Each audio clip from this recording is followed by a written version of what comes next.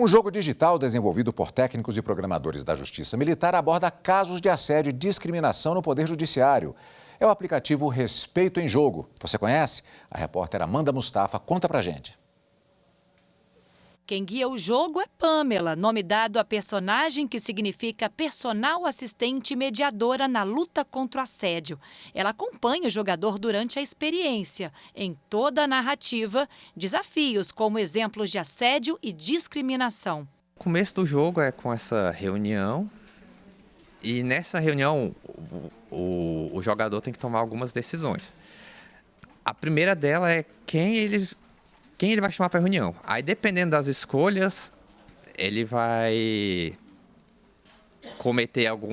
pode chegar a cometer algum assédio ou não. E aí a história vai avançando nessa reunião. Vai ter o caso de alguém que vai fazer uma piadinha homofóbica, vai ter o caso de vai chegar uma mulher afrodescendente com um turbante e vão fazer uma piadinha. E aí o jogador que está no caso do chefe, ele tem que decidir se ele vai intervir, se ele não vai. As situações são inspiradas em casos reais, comuns no ambiente de trabalho. No final do jogo, há um link para uma pesquisa. Que a ideia justamente é ter um feedback dos usuários, o que eles estão fazendo ou não. Algo interessante que a gente percebeu é que muita gente não sabia que algumas atitudes eram assédio. O acesso ao aplicativo é feito por meio desse QR Code. As respostas do jogador valem pontos, mas o assunto está longe de ser brincadeira.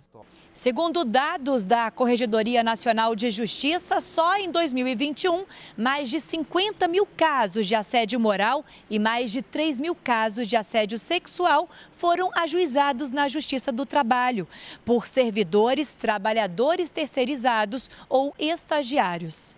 O Respeito em Jogo dura em média 9 minutos e, ao final, o jogador é convidado a responder uma pesquisa.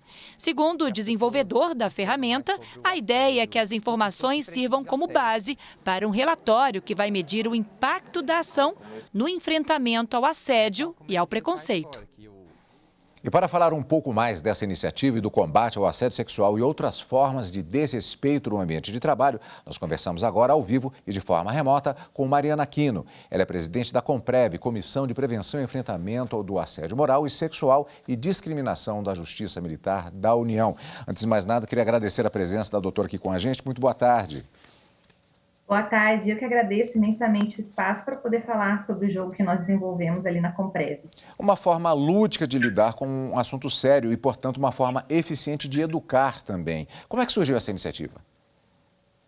Na verdade, a Comprev, a gente está sempre buscando formas de prevenir e combater o assédio. E aí, conversando com as pessoas, até nas reuniões que a gente faz, nas atividades que a gente promove lá na Justiça Militar, percebemos que muitos não sabiam conceitos de assédio e não entendiam quando uma situação era assédio ou não. E também percebemos que muitos achavam que algumas situações que eram assédio, de fato, não eram. Então, percebemos que precisávamos criar uma maneira de ensinar essas pessoas, mas uma maneira que elas participassem ativamente também. E aí surgiu a ideia do jogo, que seria uma ferramenta lúdica em que a pessoa teria que raciocinar e se ver dentro de determinadas situações e verificar qual caminho seguir.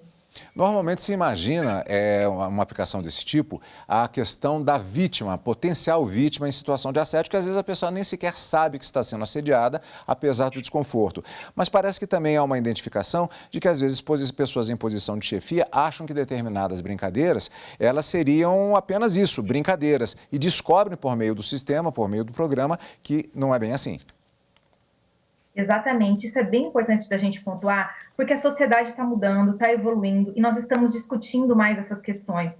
Mas antigamente, brincadeiras que eram aceitáveis, hoje em dia não são. Elas são inaceitáveis no ambiente de trabalho, elas podem gerar, além de um desconforto, podem configurar um assédio, podem configurar uma discriminação. E é justamente essa ideia que a gente coloca no jogo. Porque o jogador, ele vai ficar ali, ele vai ter que raciocinar que caminho seguir e muitas vezes, quando ele toma o caminho errado, ele vai entender que aquilo pode configurar um assédio ou uma discriminação. Então, além de educar as pessoas agora, né, dessa geração mais nova, que já vem com esse maior conhecimento, também é muito importante educar as pessoas de gerações anteriores em que brincadeiras assim eram aceitáveis. Isso foi uma demanda da própria Justiça Militar? Na verdade, não. A gente percebeu isso numa maneira geral, e como eu faço parte do Comitê de Assédio no CNJ, nós sempre conversamos lá sobre maneiras diferentes de alertar e criar novos mecanismos para as pessoas poderem entender o que é o assédio, justamente nesse enfoque da prevenção. E aí, no STM, a gente sempre se reúne, a Comprev, né, e ficamos pensando, o que nós poderíamos fazer? Sempre fazemos webinários, seminários, só que é muito aquilo da pessoa estar recebendo a informação por meio de uma palestra. No aplicativo, é um jeito mais lúdico da pessoa pensar, poxa, mas aconteceu tal coisa, que caminho eu devo seguir? E a ideia também que a gente coloca é que a pessoa responda primeiramente de uma maneira que ela entenda correta e depois jogue novamente o jogo, que ele é um jogo relativamente rápido, mas jogue colocando as alternativas erradas para verificar o que pode acontecer. Porque no jogo a gente tem conceitos de racismo, de discriminação, de assédio moral, sexual, quais caminhos a pessoa pode adotar naquele sentido, quem ela pode comunicar aquele fato. Enfim, a gente tem também ali cursos que a Justiça Militar oferece, como ser um líder melhor, liderança participativa, enfim, é uma maneira geral da gente empregar vários conhecimentos por meio dessa ferramenta. É uma ferramenta que ela surge exatamente no seio da Justiça Militar, mas que ela pode chamar a atenção. É possível ter acesso ao aplicativo de pessoas que são de fora da Justiça Militar?